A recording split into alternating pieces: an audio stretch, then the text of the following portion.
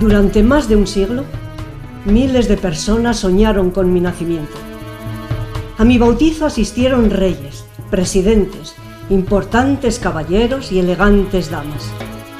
Todos me bendijeron deseándome una larga y fructífera vida.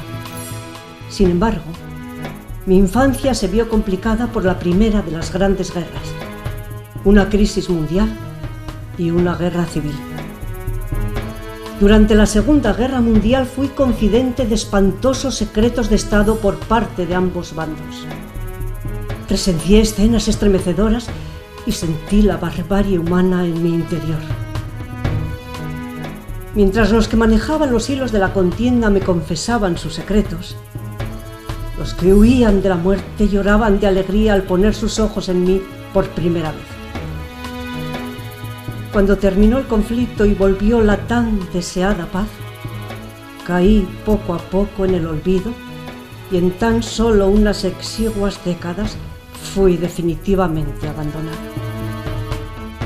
Hoy, solamente unos pocos fieles y algunos centenares de curiosos me honran con su visita a la espera de que regresen los días de gloria. Soy la Estación Internacional de Canfranc.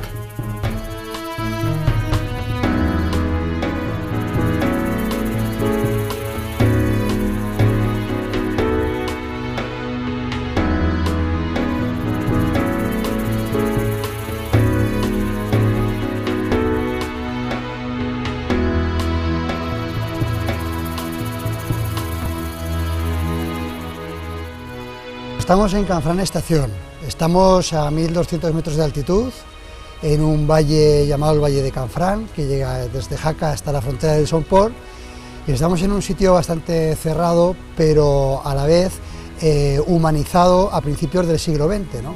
Aragón en su momento se funda además aquí, en una localidad muy cercana, porque los ríos Aragón y Aragón Subordán que bajan por Hecho precisamente le dan nombre a Aragón, ¿no? Y bueno, lo que es el monasterio de San Juan de la Peña, Jaca y esta encrucijada de los dos ríos es lo que hacen que se forme Aragón como su nombre indica. A principios del siglo XX, 3 kilómetros más arriba, en Canfranc Estación, donde estamos, se fundó lo que hoy conocemos como la Estación Internacional, como todo lo que es el complejo turístico de Canfranc Estación y el nuevo poblado, ¿no? Por tanto, estamos en un enclave nuevo, relativamente nuevo, de unos 100 años de antigüedad. Aragón está muy cerrado en sí mismo. Con Madrid pues lindamos con la parte más dura de Castilla, con Cataluña tenemos los Monegros por delante, que ha sido un verdadero desierto, tenemos al norte los Pirineos, y la realidad es que Aragón se ha comunicado muchísimo con Francia en tiempos históricos. Es verdad que había malísimas comunicaciones, pero por esos caminos de herradura y por los pasos fronterizos que son incontables a lomo de animal y para personas, pues había un tráfico continuo de toda clase de gente que vivaqueaba de un lado a otro de la frontera, y esa sensación de aislamiento es la que se presenta cuando empiezan a plasmarse las ideas sobre ferrocarriles. Lo que es el siglo XX y aparte del siglo XXI ha habido tantísima migración de aragoneses hacia el resto de otros lugares que nos hemos quedado poca población. El quedarnos poca población supone bastante menos peso. Todo lo que el desarrollo industrial ha aportado, por ejemplo, a nuestros vecinos, como Navarra, como Euskadi, como Cataluña, el no tener mar o posibilidad cercana al mar también es un hecho que condiciona muchísimo. Y luego el no tener esa posibilidad de comunicación hacia el norte, que tanto en el País Vasco como en Cataluña, por lo que son las autovías y las autopistas, sí que han logrado conectarse con el norte, ¿no? Realmente creo que se exageraba sobre el aislamiento y la depresión económica, socioeconómica de Aragón. No estaba ni más deprimida ni más aislada que cualquier otra zona de Europa donde no hubiese llegado el ferrocarril. En el momento en que el ferrocarril avanza radialmente desde Madrid hacia la periferia de España, se va acabando con ese aislamiento paulatinamente. Allí donde llegaba el ferrocarril, llegaba la prosperidad económica y bueno, y cuando llegó pues a Aragón se acabaron todos esos problemas.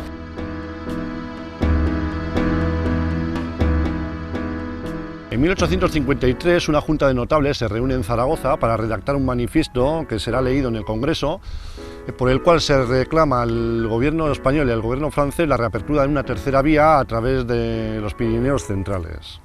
Una particularidad que tenía la idea de aquellos que pidieron esta línea, los aragoneses a la nación española, ese manifiesto que se hace en 1853, que es un librito, un folleto que redactan, pues en realidad lo que pretendían, y así está dibujado, era que las comunicaciones entre París y Madrid se hicieran a través de Zaragoza y Canfranc. El gobierno francés y el llamado por el entonces Ministerio de Guerra español se oponen a la apertura de esta tercera vía. El gobierno francés dice que esta vía va a ser muy onerosa, va a tener un alto coste económico, mientras que el Ministerio de Guerra teme que a través de esta vía pues, un hipotético ejército invasor pudiera tomar España. Los militares tenían miedo a la conexión ferroviaria. Hubo en las Cortes Generales pues discusiones tremendas y allí pues se puede adivinar un ala más liberal, un ala más dura, la de los generales o militares que decían que abierto el ferrocarril, un paso por Canfranc, los ejércitos extranjeros, se supone que franceses, entrarían en la península, invadirían hasta Zaragoza, que llegarían en un momento, y desde Zaragoza pues ya se correrían por el Ebro, al norte y al sur, y conquistarían todo en un santiamén. El desinterés, como digo, de Francia por esta vía férrea, por esta tercera vía férrea, la de Canfranc, radica sencillamente pues, en que pienso yo que la principal casa de crédito, la principal entidad financiera de Francia en ese momento, el Crédit Mobilier, ya había optado por el trazado París, Hendaya, Irún, Madrid. Es decir, la línea que iba a ser verdaderamente rentable, la que iba a unir Madrid y París, iba a ser la que pasaba por Irún, la del ferrocarril del norte. Entonces es lógico que las personas bien informadas en Francia no tuviesen el más mínimo interés en esta línea. Si salía como línea terciaria, secundaria, bueno, bienvenida fuera, pero nadie iba a hacer ningún esfuerzo porque el Crédit Mobilier desde 1854 ya había puesto, digamos, toda la carne en el asador con respecto a la línea del norte, la que pasaba por Irún. Afortunadamente, y cuando parecía que todo estaba perdido, se encendió una luz de esperanza. Los franceses parecían haber encontrado un sentido a mi presencia. Entonces aparecen otros factores. Un factor es el más importante, que Francia quiere comunicarse con Argelia y Orán a través del ferrocarril. De un ferrocarril que llegase hasta los puertos españoles de Alicante y de Almería, también catalanes, y de pronto aparece un interés económico para Francia que hasta ahora no había existido. Se consigue firmar un tratado entre Francia y España para pasar el ferrocarril internacional, el tercer paso del ferrocarril internacional, además del de la Junquera y además del de Irún, por Canfranc. Pero luego viene la parte técnica, y la parte técnica es más compleja. ¿Dónde se une la parte española y la parte francesa? ¿Dónde se hace el túnel que atraviese lo que es la cordillera, para entendernos, de Candanchú, del Tobazo, ¿no? Entonces se plantea hacer el túnel en una parte más baja en principio de la que es Canfranc Estación, se plantea hacia la altura entre Castillo y Villanueva.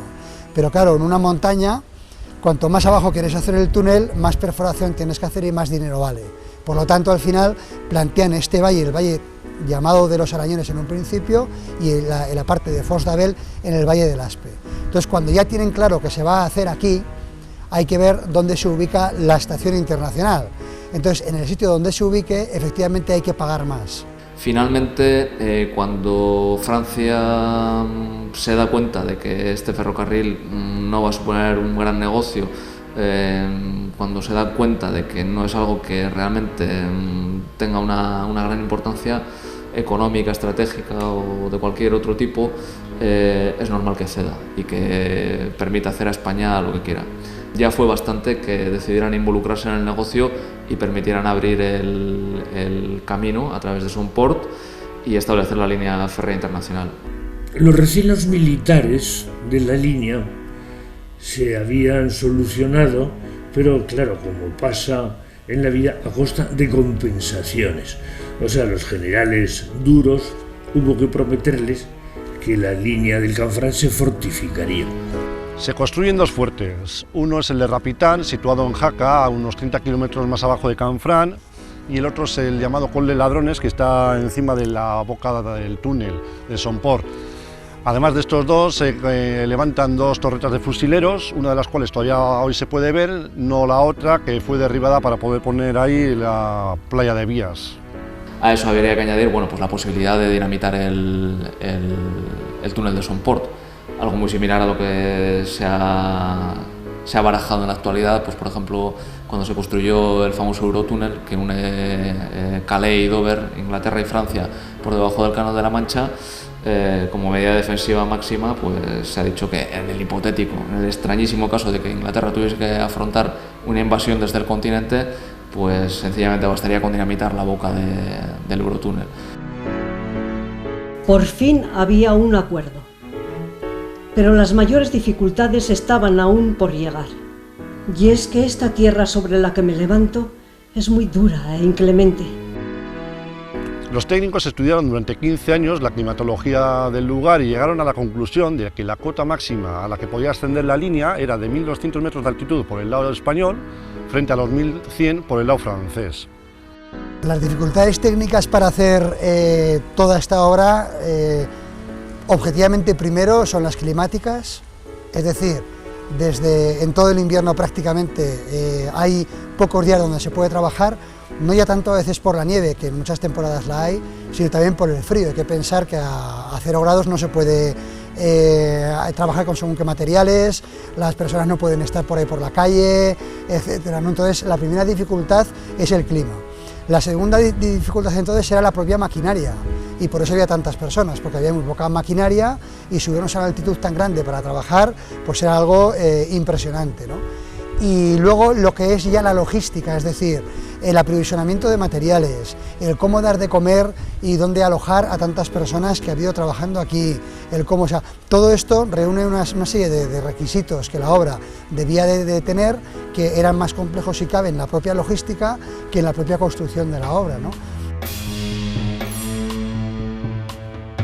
Las dificultades que se encontraron al horadar el túnel de Somport fueron de tal calibre que hicieron falta varias prórrogas sobre el tiempo establecido para terminar las obras. Hay que tener en cuenta que el túnel tiene una longitud de 7.875 metros y en aquellos tiempos era uno de los túneles más largos, si no el más largo de toda Europa.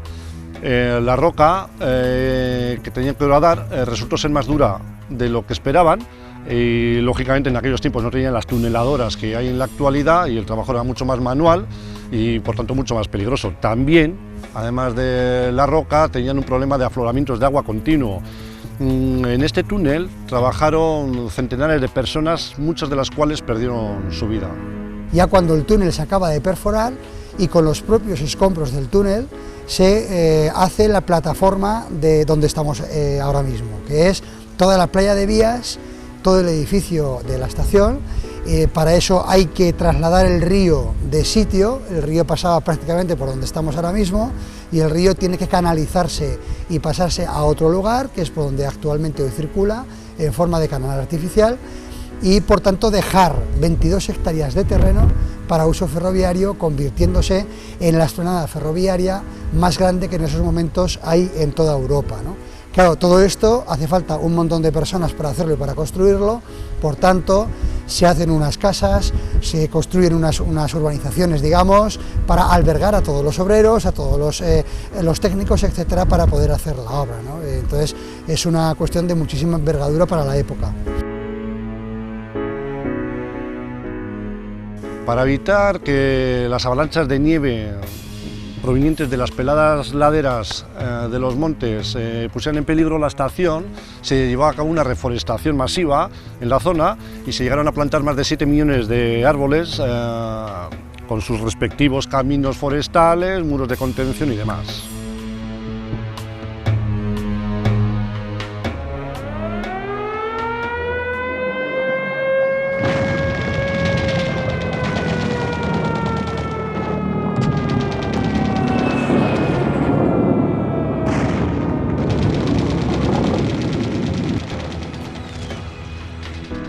La Primera Guerra Mundial supuso un parón en las obras del Canfranc, evidentemente. Una guerra mundial donde España no participaba, pero lógicamente Francia sí. Y entonces supuso que los franceses parasen las obras en ese momento y volviesen un poco, volviera a ver otro de los retrasos que ha ido acumulando toda esta historia, ¿no? Se quedó, digamos, en stand-by lo que fue el Tratado Internacional y quedó pendiente de cómo se resolviera esta guerra, ¿no? Realmente supuso un parón serio y hubo un replanteamiento de las autoridades y hubo en la parte española pues, una posibilidad mal pensada de, oye, a ver si esto no va a poder seguir adelante, ¿no? Bueno, eso no ocurrió así.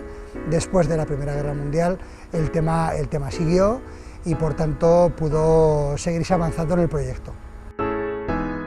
Una vez terminado el conflicto, se reanudaron los trabajos. Se acercaba la hora en que me debían erigir. Y así me concibieron los ingenieros. La estación está construida según un estilo modernista, inspirada en los palacios antiguos del siglo XIX franceses.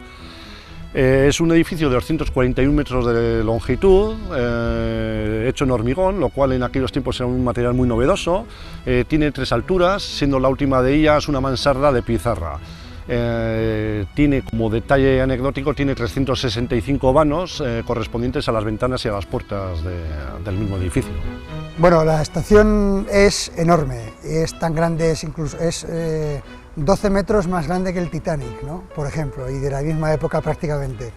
Se construye tan enorme porque hay una intención de albergar todos los servicios que la estación tiene que tener dentro. Entonces imaginemos que los servicios son pues todo lo que tiene que ver con las aduanas, el intercambio de mercancías que llevan las personas encima. Es estación internacional, por tanto la parte francesa hacia la parte española hay que albergar también cuestiones de control de documentación de personas, todo el aspecto fitosanitario de todos los productos, todos los controles entre país y país, además en un lugar donde no se quería que las personas, que los trabajadores tuvieran que andar saliendo por la calle porque las condiciones climatológicas eran adversas, ¿no? Y además tenía que tener un hotel, por eso es por lo que los ingenieros decidieron hacer el edificio tan grande. Siempre se tendía, desde luego, a crear una gran estación. Eso era también una demostración de la pujanza económica de la ciudad. Era la tarjeta de presentación de la ciudad a la que llegaba el tren. En el caso de Canfranc no era solo de una ciudad, sino de todo un país, en este caso España. Alfonso XIII realmente era un monarca, se puede decir así, megalómano, y la estación de Canfranc, bueno, pues sí, fue otro fruto de esa megalomanía, de ese estilo personal de hacer las cosas según su particular criterio.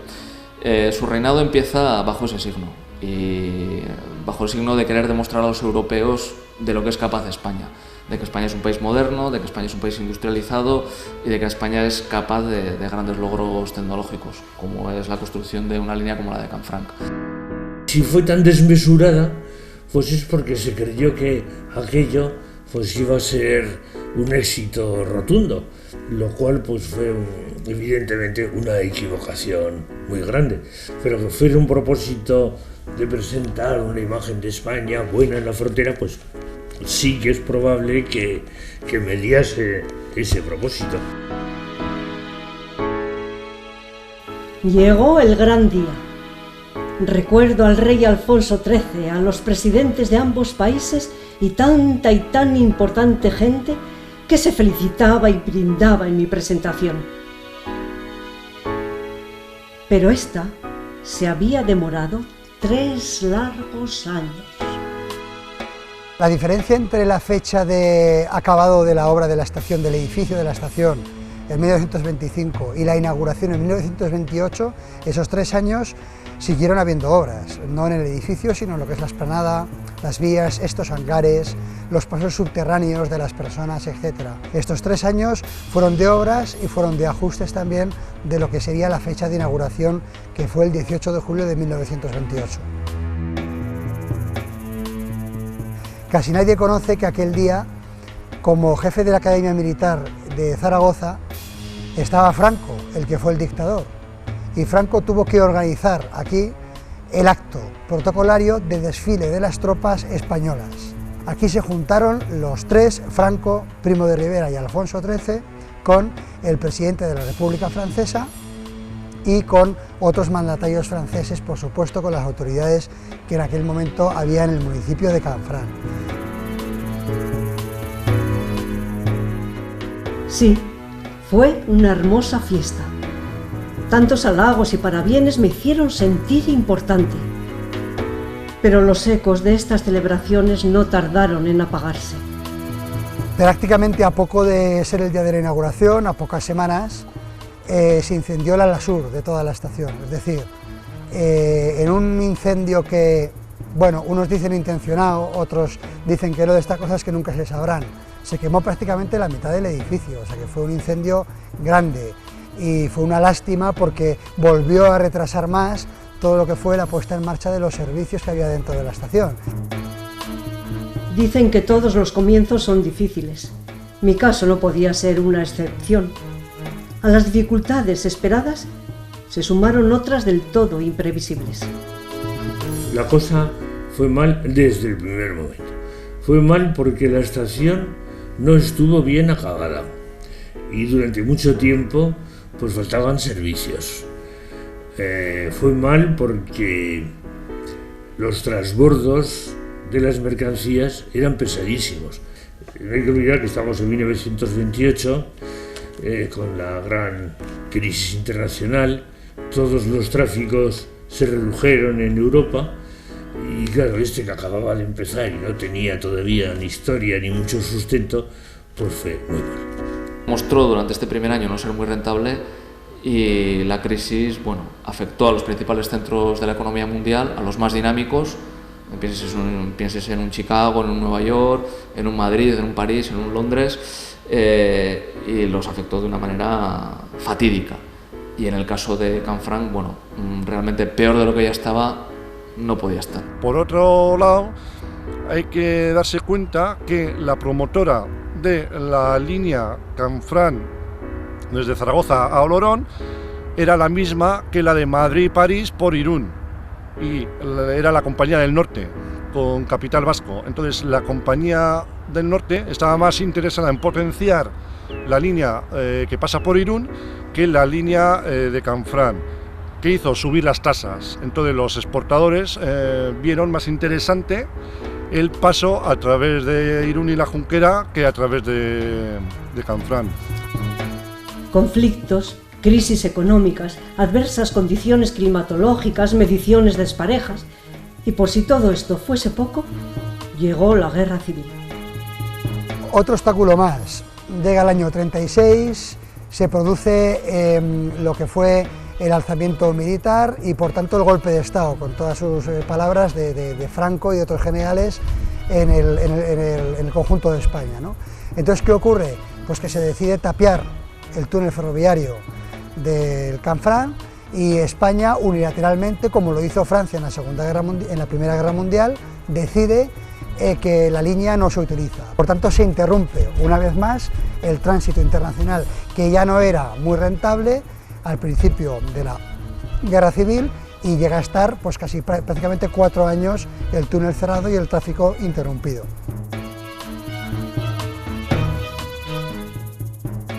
Después de la Guerra Civil, España quiere abrir otra vez el túnel a Francia, pero es Francia cuando entonces se vuelve a replantear tranquilamente el asunto y sí, accede porque hay un tratado internacional, pero sin embargo Francia otra vez es un poco reticente y, aprovechando el parón de unos años, pues intenta retrasar cuanto más mejor la puesta en funcionamiento del Canfranc. Me avergüenza confesarlo, pero lo que para los hombres fue uno de los episodios más oscuros y terribles de su historia, para mí supuso una revitalizadora bocanada de aire. En la Segunda Guerra Mundial ocurre lo siguiente: los pasos ferroviarios de Portbou y de Irún, además de por cuestiones de inundaciones y por ahí que se produjeron al principio, porque fueron bombardeados, estaban sin funcionar. Entonces queda solamente como única ligazón ferroviaria la línea del Canfranc. La Segunda Guerra Mundial es el momento, digamos, de mayor esplendor, aunque sea una guerra, para la estación de Canfranc.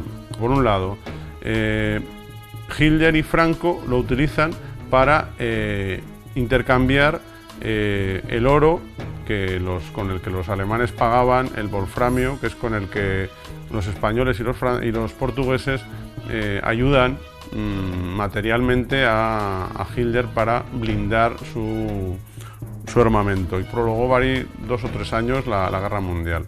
Incluso los británicos y los americanos hablan de la guerra del wolframio porque ellos prohíben taxativamente en el 43 que no se venda, y ahí se seguía comerciando. Por este ferrocarril salió y pasó todo lo que se robó a los habitantes de polacos, etcétera, judíos, pero muebles, enseres, dentaduras, relojes, oro procedente de las arcas de diferentes países, todo esto pasó por aquí.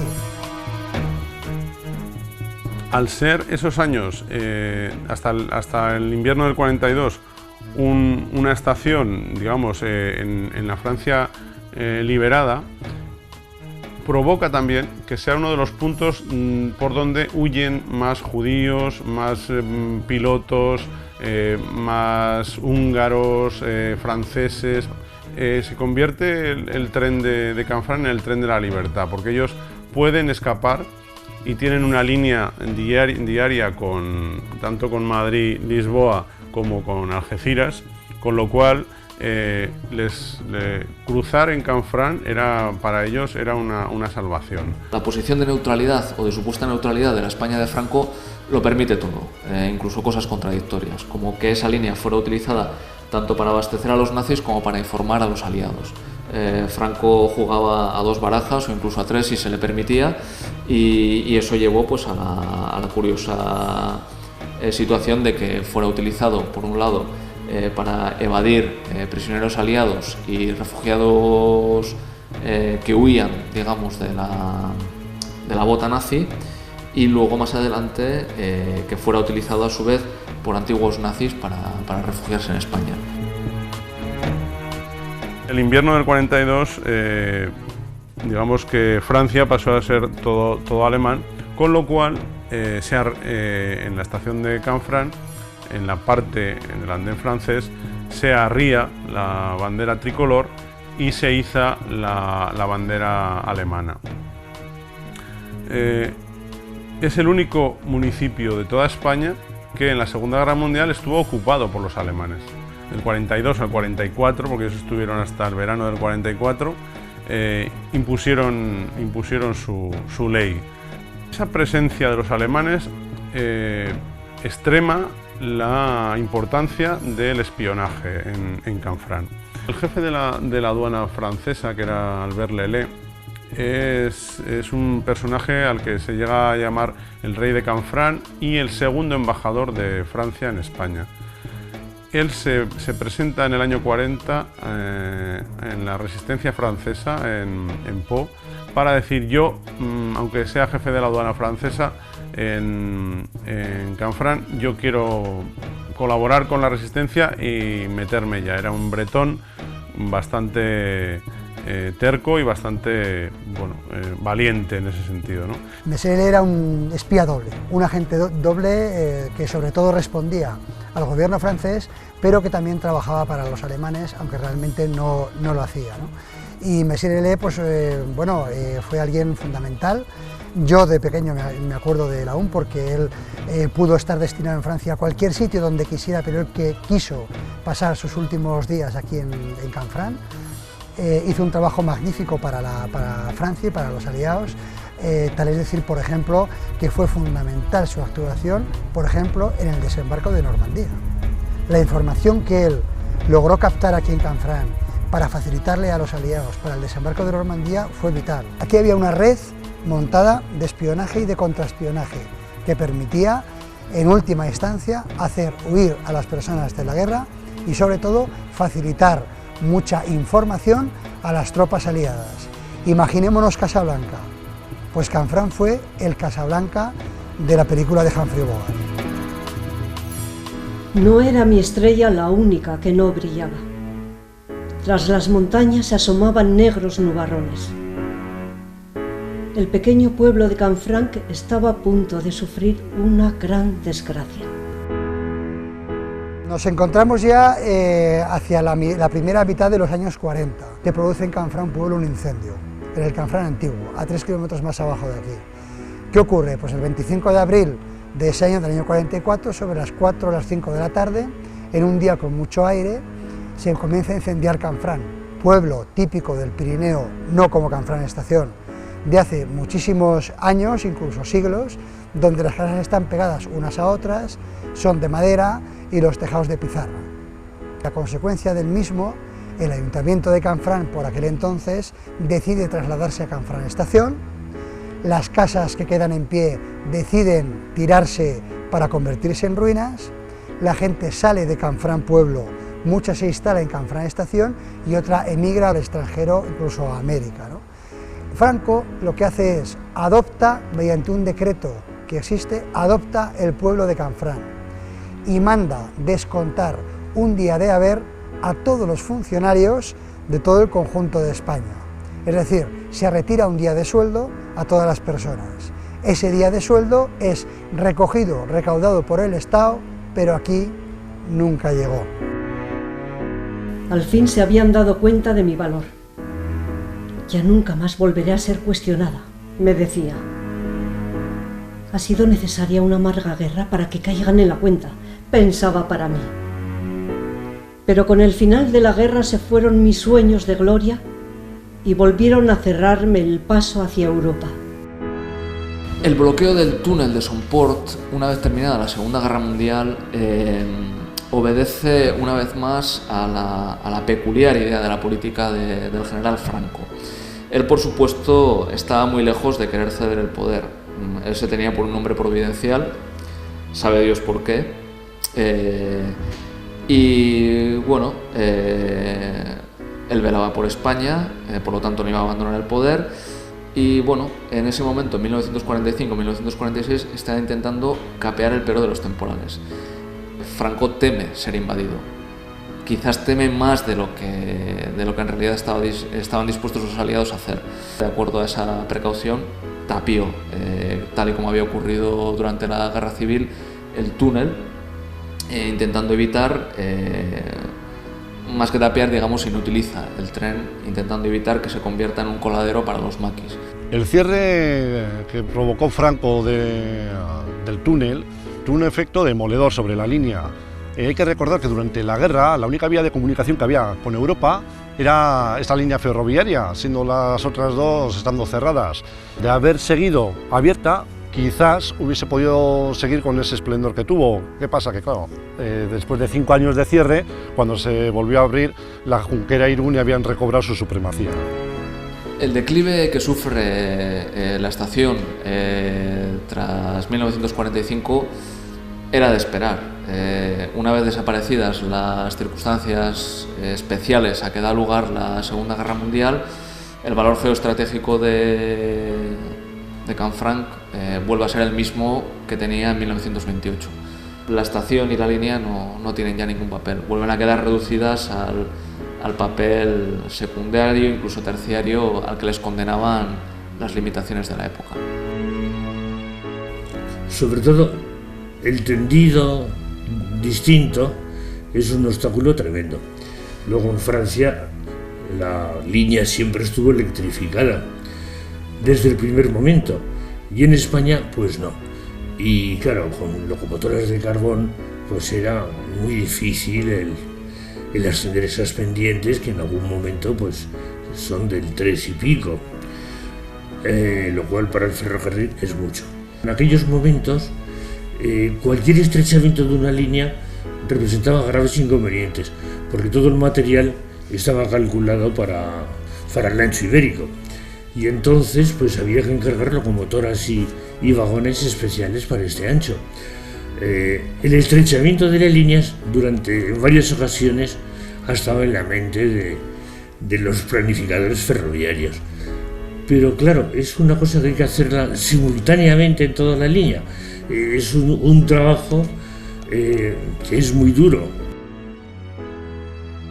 Muchas veces se hablaba de lo que se llama un tercer carril, que es como el eje español es más ancho que el europeo, pues poner un carril que permitiera utilizar el uno o el otro. Pero en fin, esto debe de tener también muchos inconvenientes técnicos.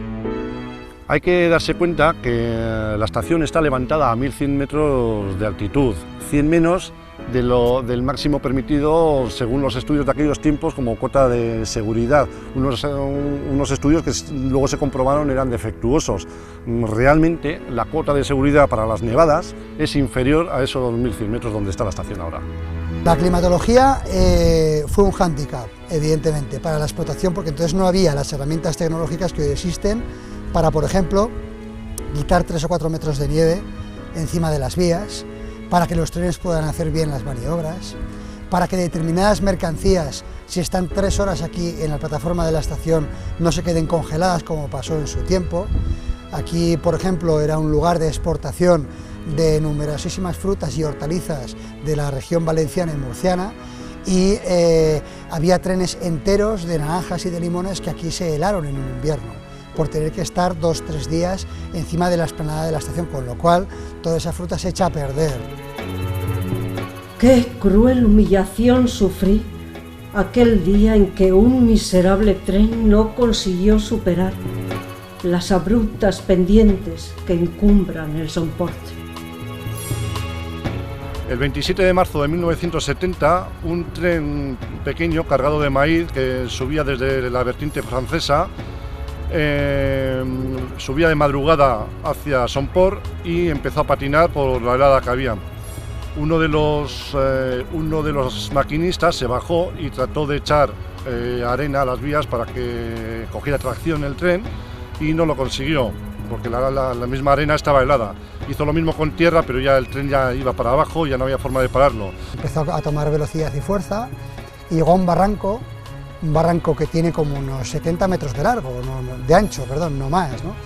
Y entonces ahí fue donde el tren cayó, la máquina descarriló, cayó todo al río, ¿no? En ese momento los franceses comunicaron mediante un lacónico mensaje a las autoridades españolas que la línea quedaba cortada, y de eso hasta hoy. Ese accidente se podía haber remediado, como hubo otros en la línea, con, por ejemplo, una cuadrilla de 20 o 30 pontoneros que montan un puente en 24 horas. Y ya puede pasar el tren. Pero ¿qué ocurrió? Que aquello, lamentablemente, sirvió de excusa al gobierno francés para decir que ya no se podía pasar por ahí y que ya no podía llegar a Canfranc. Hay teorías para todos los gustos, y una de las teorías es la teoría conspirativa, la de que los franceses estaban deseando dar por liquidada esa línea y o bien provocaron el accidente o bien lo recibieron con los brazos abiertos y sirvió de excusa. Si por cada línea en la que se sufre un accidente se cerrase esa línea, prácticamente ya no quedaría en toda Europa ni en todo Estados Unidos o en el resto del mundo una sola línea férrea abierta. Un siglo de lucha para unos pocos años de esplendor. ¿Será este el final de los sueños de todo un pueblo? ¿Y qué destino me aguarda? Olvidada en lo profundo de este valle. En cuanto a la estación, digamos que hay 2 proyectos ahora mismo. Uno, el edificio, que se ha comenzado su demolición interior, la puesta de los andamios para su rehabilitación exterior, con objeto de que luego un inversionista pueda, dentro del edificio, hacer una inversión turística de hotel, equipamientos culturales, deportivos, etc., ¿no? Y luego todo lo que son las playas de vías exteriormente, que evidentemente también hay que hacer una actuación, que se está estudiando y que se verá en su momento cuál puede llegar a ser. Aquí los gobiernos español y francés, en el año 2000 en Santander y en el 2001 en Perpiñán, firmaron un acuerdo, y por ese acuerdo tenía que estar esta línea reabierta a finales del 2006. Evidentemente ese acuerdo lo han incumplido y son los primeros que tienen que cumplir lo que firman, como cualquiera de los ciudadanos, ¿no? Las esperanzas de reapertura de la línea son, digamos, casi a un 50% favorables y desfavorables. La línea es necesaria, la línea es útil, la línea se puede añadir, digamos, o se puede eslabonar al tren de gran velocidad, que ya se está desarrollando en toda España, y que lo uniría a las líneas de alta velocidad europeas. Y bueno, la principal dificultad, que es la del trabajo técnico, ya está realizada. Ese es el 50% positivo, digamos, pero tenemos luego el 50% negativo, que es un 50% que pesa más. No hay interés por parte de los políticos de Madrid y por parte de los políticos de París de reabrir esa zona. Llegará el momento en que se abra la línea, casi se reabrirá por sorpresa, y ese día todos estos políticos que poca o ninguna cosa han hecho por reabrir la línea aparecerán a tomar el tren y a hacerse la foto. Yo creo que el destino es oscuro, aunque aquí somos no tercos, sino más bien tenaces.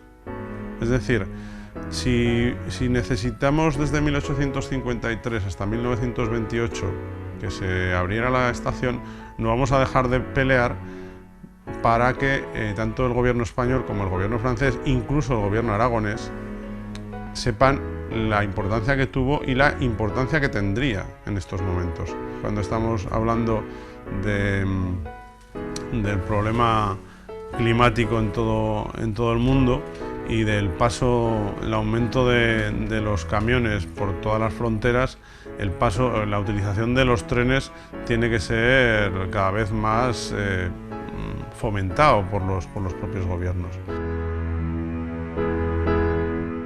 No merece la pena olvidarse, ahora que se está hablando tanto de la memoria histórica, de un sitio del que los aragoneses solo soñábamos con Europa y con la libertad y con el desarrollo. Nos encontramos en una línea ferroviaria en la que todo está ya estudiado, por ambos gobiernos, por las comunidades autónomas, por estudios independientes, por todos. Hay capacidad, tránsito y tráfico suficiente como para justificar una inversión que solamente sería en sustituir los raíles, poner nuevo balasto, piedras para entendernos y traviesas, y electrificar la línea. Estamos hablando de unos 80 millones de euros en cada una de las dos partes. Es un ferrocarril que está hecho, que la superestructura está hecha con lo que cuesta hacer un ferrocarril, los túneles, los puentes, los viaductos, todo. Eso es lo que no se puede pedir hoy, pero hombre, un ferrocarril que esté hecho, que sea rentable, que pueda funcionar, que no esté abierto, porque los políticos son incapaces de abrirlo, eso es lamentable. Conclusión: si políticamente interesa reabrir esta línea, está completamente argumentado desde el punto de vista técnico, económico, ambiental, por supuesto, etcétera, su inversión y por tanto su mantenimiento y su justificación. Ahora bien, si políticamente no interesa, como parece ser, que nos están dando síntomas tanto franceses como españoles, por esa es la razón por la que aquí no se invierte, porque lamentablemente hay que decir que ni los políticos aragoneses tienen suficiente fuerza como para sacar esto adelante y para promover esta iniciativa, ni los políticos en Madrid están por la labor y por supuesto los de París tampoco. Y esa es nuestra batalla, convencerlos a todos. El futuro de la estación y de la línea creo que no van de la mano. La línea, al estar terminada y necesitar una inyección económica relativamente menor, es fácil que se llegue a reabrir. ¿Por qué? Hay dos motivos principales, que uno es el problema medioambiental que padecemos, que cada día es más grave, y otro es el económico. Los combustibles cada vez están más caros. Una línea ferroviaria siempre será más limpia y siempre tendrá menos coste que un montón de camiones cruzando los Pirineos. Otra cosa es el edificio como tal. Es un edificio majestuoso, pero también es inmenso, entonces hay que buscarle un uso acorde a su singularidad. En cualquier caso, yo creo que sería una gran pérdida la desaparición de este edificio tan singular, que es un patrimonio muy importante para Aragón y del que nadie se preocupa en la actualidad. Toda la línea de derecho internacional, a poder ser electrificada, sí que funcionaría. Quizás no sea una línea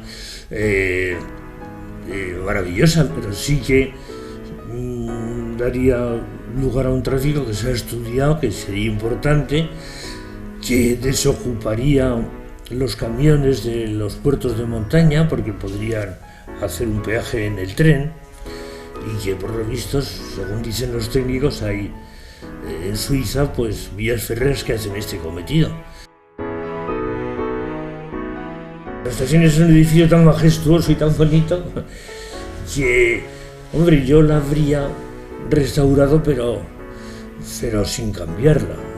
Pero si han decidido cambiarla, pues más vale que no la tiren, porque lo cierto es que estaba todo destrozándose. Pasarán presidentes, pasarán gobiernos y nosotros seguiremos ahí. ¿Hasta cuándo? Hasta que esto se reabra, porque lo que tenemos muy claro es que esto es un tema muy difícil, pero algún día, como dijo Joaquín Costa en el año 1853, volveremos a tener paso ferroviario internacional hacia el resto de Europa por Canfranc.